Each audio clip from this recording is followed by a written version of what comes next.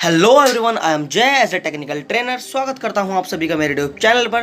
दोस्तों, ये चैनल उन लोगों के लिए ज़्यादा बेनिफिशियल होने वाला है जो इस समय में अपने सॉफ्टवेयर की स्किल्स को बढ़ाना चाहते हैं, ये सॉफ्टवेयर इंस्टॉलेशन करना सीखना चाहते हैं। दोस्तों, इन वीडियोस के माध्यम से मैं आप सभी को सॉफ्टवेयर इंस्टॉलेशन या अदर टेक्निकल वीडियोज़ का ज्ञान देता रहूँगा। आज की इस वीडियो में हम बात करने वाले हैं कोरल ड्रॉ X7 की, जो कि एक सॉफ्टवेयर है। उसे हम इंस्टॉल करना सीखेंगे और एक्टिवेटेड करा के अपने कंप्यूटर में रन कराना सीखेंगे। पिछली वीडियो में मैंने बात की थी MS ऑफिस 2016 के बारे में, जिसमें मैंने उसे इंस्टॉल और एक्टिवेट करना सिखाया था।